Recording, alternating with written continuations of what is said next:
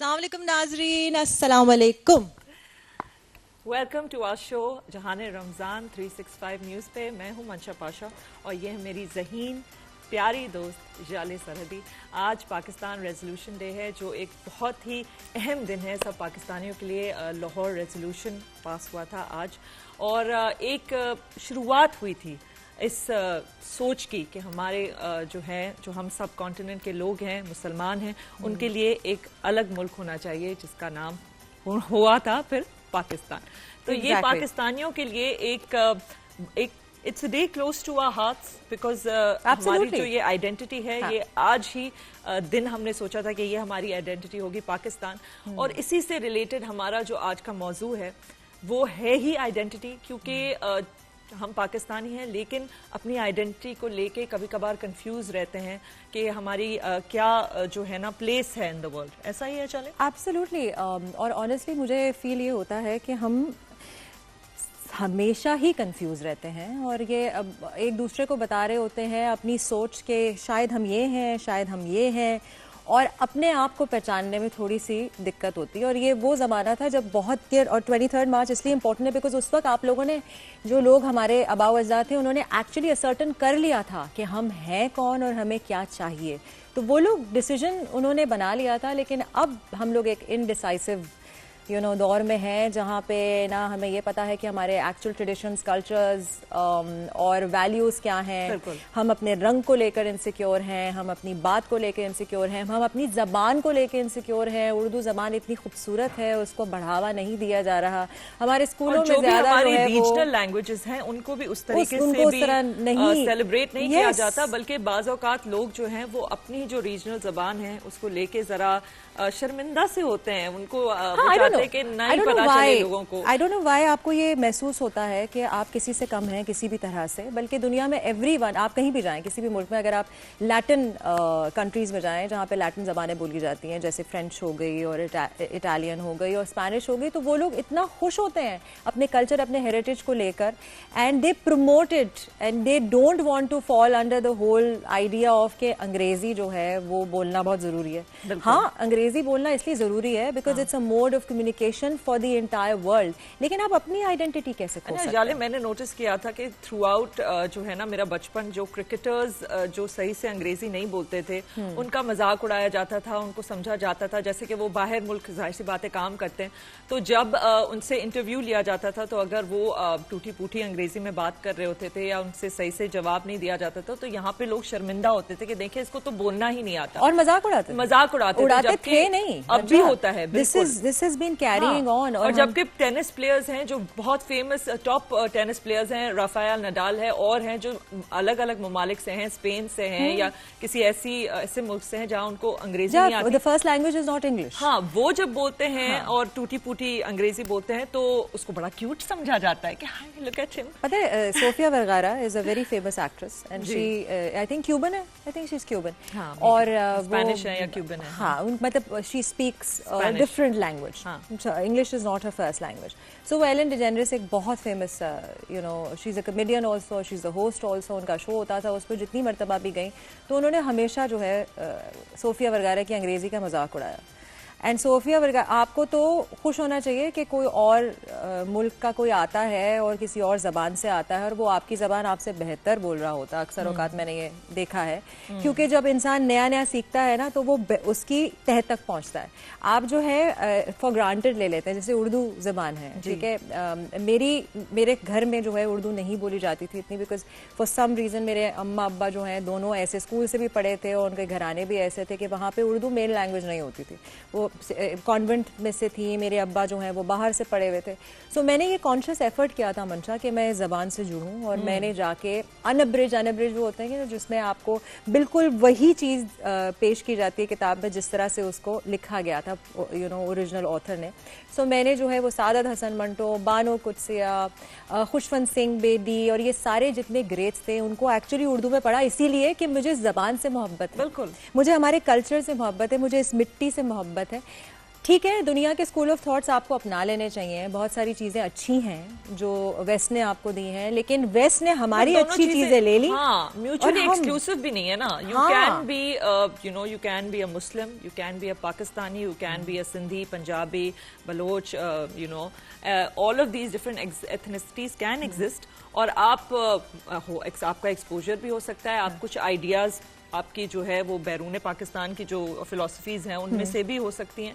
तो ये सारी चीजें एक इंसान में एक वक्त पे एग्जिस्ट कर सकती हैं without it being in conflict with each other. ये मेरी सोच है। बिल्कुल सही है आपकी सोच। और मैं बड़ी खुश नसीब हूँ कि मेरे जो वालिदैन हैं, अम्मी अब्बू, हालांकि वो दोनों कॉलेज में साथ थे, तो वो दोनों एक दूसरे से, मेरे अब्बा और मेरे अम्मा एक दूसरे से उर्दू में बात करते थे, लेकिन हम बच्चों से, क्योंकि दोनों सिंधी थे, तो हमसे सिंधी में बात करते थे।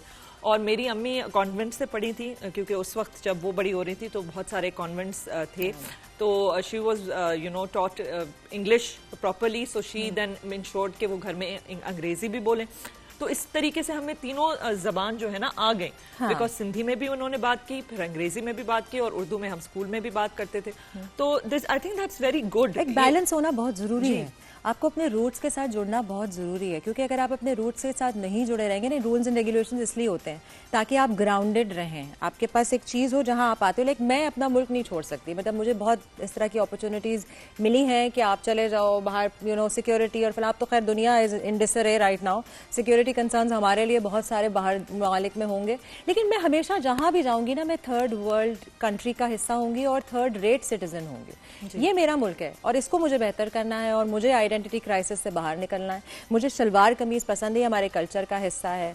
मुझे ईद मनाना, मुझे यहाँ पे बहुत सारे और त्यौहार भी होते हैं, मतलब हमारे साथ हमारी हिंदू कम्युनिटी भी है, हमारी पारसी कम्युनिटी भी है, उनके 9 रोज होते हैं, उनकी दिवाली होती है, ये सब हमारा कल्चर का भी हिस्सा है और हमारे मुल्क का हिस्सा है, शेयर्ड आइडेंटिटी है। हम बिल्कुल नहीं भूल सकते कि जो हमारे फ्लैग में व्हाइट है वो कितना एक बड़ा हिस्सा है, हमारी आइडेंटिटी का वो एक हिस्सा है, और हमारी हिस्ट्री का वो एक हिस्सा है। क्योंकि ये बहुत सारे लोग हैं जिन्होंने पाकिस्तान को ही चुना, उन्होंने चुना कि वो पाकिस्तान में रहें, वो पाकिस्तान का एक हिस्सा बने, और वो कंट्रीब्यूट करते हैं ना सिर्फ हमारे कल्चर में, हमारे मुल्क में, हमारे जीडीपी में, लेकिन वो हमारी आइडेंटिटी में भी कंट्रीब्यूट करते हैं। That's a very very valid point Mansha, thank you so much for that. और इस चीज़ को ना मद्देनजर रखते हुए हम लोग मीडिया की, क्योंकि हम मीडिया से हमारा ताल्लुक है, तो हमसे अक्सर यही सवाल उठाया जाता है कि हम तो actually being Pakistanis, honestly speaking, हमारा बहुत मीडिया जो है वो काफ़ी हमारे कल्चर से करीब है का मुझे इस तरह से फील होता है। स्पेशली जो हमारे ड्रामे हैं,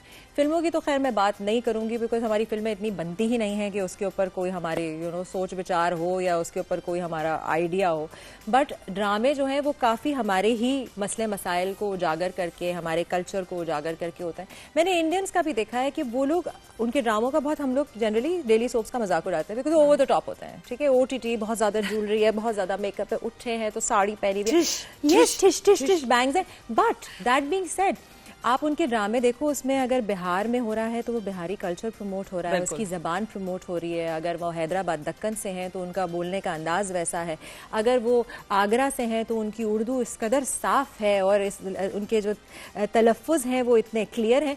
सो वो लोग अपने कल्चर को बहुत ओन करते हैं और प्रमोट करते हैं। तमिल, मराठी, जो भी वहाँ की रीजनल लैंग्वेजेस हैं, उनका जो रीजनल सिनेमा है, वो तो अब कहते हैं कि इस रीजनल सिनेमा ने बॉलीवुड को ओवरटेक कर दिया है, क्योंकि लोग जो है, क्योंकि वो अलग जबान है, हर जगह इंडिया में नहीं बोली जाती, लेकिन उसको डब करके अब सबटाइटल्स के तौर पे देख के लोग उसको इतना पसंद करते हैं। तो I think I do want to also talk about, जो हमारे आगे के गेस्ट आएंगे उनसे हम ये भी बात करेंगे कि जो पाकिस्तानी अवाम है, इनको जो ये आइडेंटिटी क्राइसिस है, ये क्यों हुआ है, क्या ये पॉलिटिकल भी है, क्योंकि हमारी जो हिस्ट्री रही है और दुनिया भर में थोड़ा बहुत पाकिस्तानियों को स्पेशली आफ्टर 9/11 हमको थोड़ा सा वो मार्जिनलाइज भी कर दिया, मार्जिनलाइज भी किया गया। मंशा, I think a big part of it is education.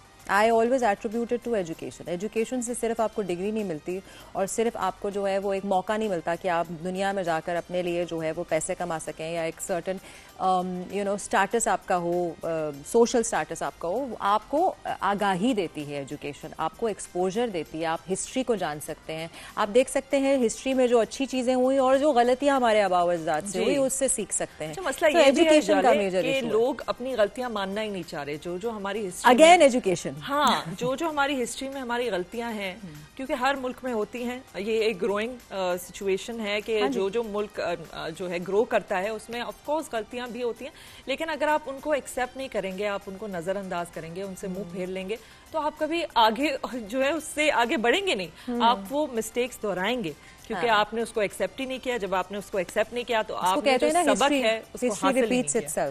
तो हिस्ट्री रिपीट तभी ऐसे नहीं होगी जब आप हिस्ट्री की गलतियां जाकर देखेंगे और बोलेंगे हाँ ये चीज जो है वो सही नहीं थी, तो इस चीज को दोहराना जरूरी नहीं है, लेकिन ये चीज अच्छी थी और ये वापस लाना बहुत जरूरी है। जैसे कल हम लोग जो बात कर रहे थे, आई थिंक वाटर कंजर्वेशन के हवाले से, तो हमें पता चला कि 1960 में एक प्लांट यहाँ पे था और एक मशीन यहाँ पे है जिसकी मेंटेनेंस के पैसे नहीं है हमारे पास, जो ग्रे वाटर को जो है वो यूटिलाइज कर सकता है और फिल्टर कर सकता है।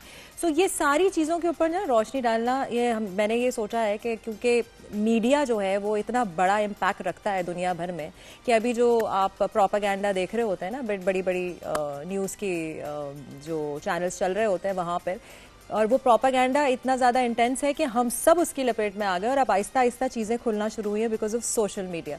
सो media has a big impact and which is why हमारी ये कोशिश रही है थ्रू आउट जहाने रमज़ान में कि हम ऐसे ऐसे जो है वो मसले मसाइल उजागर करें जिनकी निशानदेही करना ज़रूरी है ताकि वो आगे जाके सोल्यूशन तक किसी चीज को सेलिब्रेट करने का भी ये मतलब है कि आप ये नहीं कि आप सिर्फ सेलिब्रेट करें, लेकिन उस पर गौर करें, उसको समझें, उसकी हिस्ट्री को आगे पीछे, और जो आपके उम्मीद है उसको लेके आप आगे चलें, अपनी गलतियों को का सोचकर अपनी जो उम्मीदें हैं उनको अपने दामन से बांध रखें। और हम ये बिल्कुल नहीं कह रहे कि हमारे पास हर सवाल का जवाब है, लेकिन हमारे पास सवाल हैं और शायद जवाब आपके पास है। लेकिन इसके बाद हम लेते हैं एक छोटी सी ब्रेक, बिकॉज बहुत सारे हमारे सवालों के जवाब देंगे वो एक शख्सियत जो हमारे पास यहाँ पे होती हैं और मंशा के बकौल पाई जाती है, यहाँ पे ही पाए जाते हैं।